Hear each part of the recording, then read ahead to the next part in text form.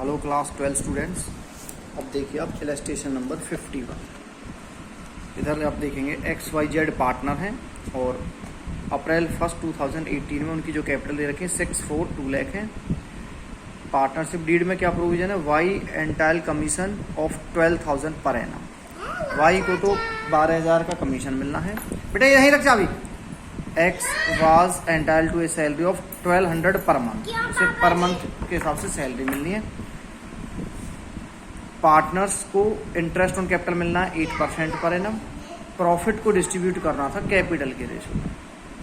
तो रेशो क्या हो जाएंगे? 3:1। 642 यानी कि 3:1। नेट प्रॉफिट हो गया फर्म का 4/22,400।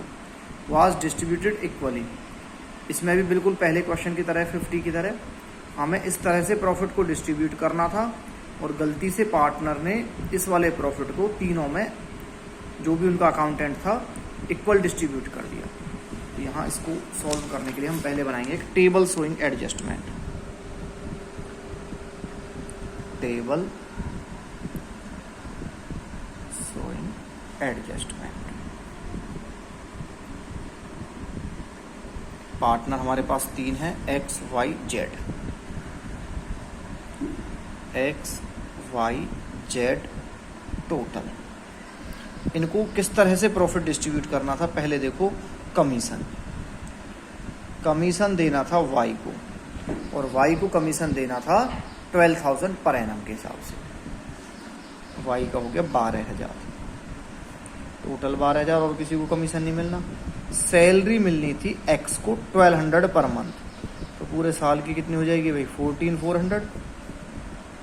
उसके बाद इंटरेस्ट ऑन कैपिटल मिलना था तो सभी को मिलेगा at the rate of 8% per annum. तो फर्स्ट का हो जाएगा 48, दूसरे का हो जाएगा 32, तीसरे का हो जाएगा 16,000। टोटल कितना हो गया भाई? ये 96। इस तरह से बाकी जो प्रॉफिट बचेगा इन सबको माइनस करने के बाद, क्योंकि टोटल प्रॉफिट था 4,22,400। तो इसमें से ये 14,400, 96 और ये सब घट जाएंगे तो प्रॉफिट बचेगा 3 लाख रुपए का। आप रफली profit and loss appropriation account बना सकते हैं रफली। तो उसमें आप जब इन सब को माइनस करोगे तो प्रॉफिट आ जाएगा 3 लाख का। हाँ भाई, प्रॉफिट जो 3 लाख रुपए वाला है वो डिवाइड करना है किस रेशो में? कैपिटल रेशो, यानी कि 3:1 में।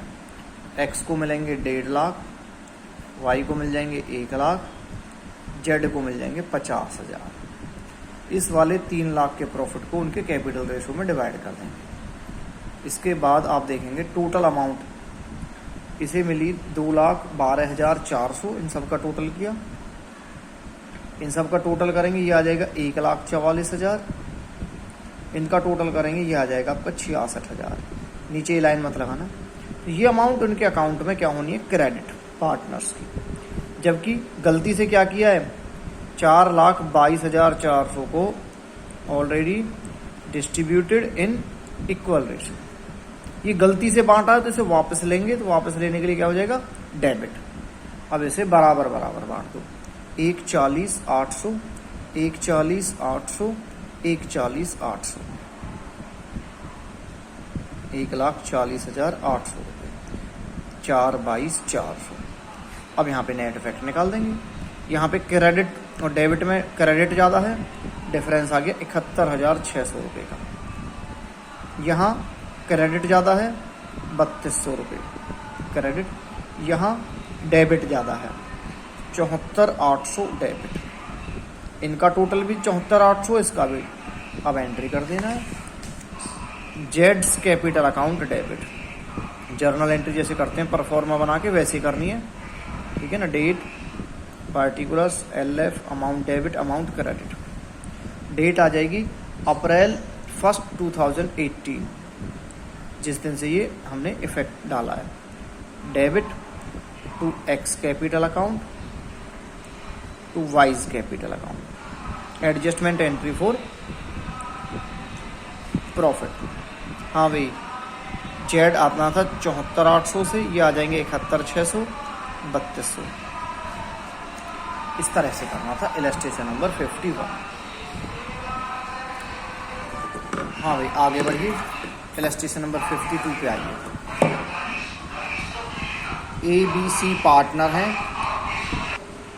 अभी इलस्ट्रेशन नंबर 52, ABC पार्टनर हैं, उनकी कैपिटल होगी 30, 20, 10 अप्रैल 1, 2018 को। पार्टनरशिप डीड में क्या है, इंटरेस्ट ऑन कैपिटल देना है 5%, बी को सैलरी मिलनी है 500 पर मंथ, सी को कमीशन मिलना है 5% on profit after charging interest on capital but before charging salary. यानी कि जो टोटल प्रॉफिट है उसमें से इंटरेस्ट ऑन कैपिटल माइनस करने के बाद जो प्रॉफिट आएगा उसका 5%, ठीक है। उसके बाद प्रॉफिट हो गया 30,000 का, और उनका जो कैपिटल रेशो है distributed in the ratio of their capital without providing for any above adjustment. Profit जो रेशो था वो था 2:1। अब देखो इसमें क्या किया है, इसमें उन्होंने कैपिटल के रेशो में यानी 3:1 में प्रॉफिट को डिस्ट्रीब्यूट कर दिया 30,000 वाला। ना तो इंटरेस्ट ऑन कैपिटल दिया, ना सैलरी दी, ना कमीशन दिया, और प्रॉफिट शेयरिंग रेशो ये वाला था। एक्चुअल में इस तरह से बांटना था। यहाँ पे देखो आप, टोटल प्रॉफिट था 30,000 रुपये का, इसमें से इंटरेस्ट ऑन कैपिटल 1500, 1000, 500, 3000 हो गया, सैलरी 500 रुपये महीने के हिसाब से 6000 हो गई, टोटल 6000 हो गई। कमीशन टोटल प्रॉफिट में से इंटरेस्ट ऑन कैपिटल के 3000 माइनस कर दिया, 27,000 हो गया, उसका 5% 1350 हो गया, ठीक है ना। ये 1350 आया, 27,000 का 5% 1350। अब देखो टोटल 30,000 के प्रॉफिट में से हम ये तीनों आइटम माइनस कर देंगे। तीनों आइटम माइनस करने के बाद प्रॉफिट बचा 19,650, और इसे बांटना था 2:1 में। इसे हमने 2:1 में डिस्ट्रीब्यूट कर दिया, 7860, 7860, 3930 आ गए, ठीक है। जबकि ये सब तो उन्हें मिलना तो करेक्ट हो गया। उस जो हमारी महान आत्मा थी अकाउंटेंट, उसने इस 30,000 को कैपिटल के रेशो में बांट दिया, यानी कि 3:1 में। वो गलती से बांटा तो वो वापस आ जाएगा, प्रॉफिट ऑलरेडी डिस्ट्रीब्यूटेड। 15, 10, 5 ये क्रेडिट ये डेबिट, नेट इफेक्ट निकाले लोगे, जो ज़्यादा है उसका आ जाएगा। यहाँ डेबिट ज़्यादा है, यहाँ क्रेडिट ज़्यादा है, यहाँ क्रेडिट ज़्यादा है, एंट्री हो जाएगी इस कैपिटल BC, तो प्रॉब्लम नहीं आनी चाहिए। इलस्ट्रेशन नंबर देखिए 53। हाँ भाई पार्टनर है फर्म में, 90,000 प्रॉफिट हो गया और उसे 3:1 में बांट दिया without providing the above adjustment.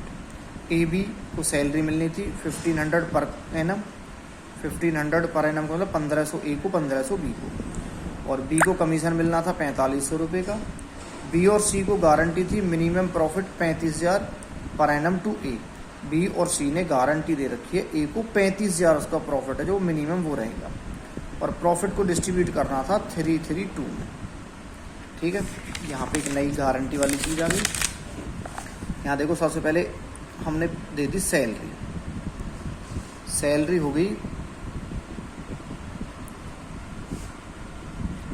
A और B की, टोटल हो गया 3,000। कमीशन देना था सिर्फ B को 4500 रुपये। अब जो A का प्रॉफिट है वो तो 35,000 ही रहेगा कम से कम। इसका एक वर्किंग नोट देखो, प्रॉफिट आ गया हमारा 82,500। इसका 3/8, 3 2 में बांटना था ना प्रॉफिट को, प्रॉफिट बांटना था 3-3-2 में, तो A का शेयर हो गया 3/8, ठीक है ना, 3/8। तो ये 3/8 के हिसाब से इसका प्रॉफिट बनता है 30,938। देखो इसे गारंटी दे रखी है 35 की, तो उसे तो पूरे 35 दिए जाएंगे। बाकी जो प्रॉफिट बचेगा वो 3-2 में बढ़ जाएगा B और C में। बाकी जो प्रॉफिट बचेगा वो B और C में 3-2 में बढ़ जाएगा।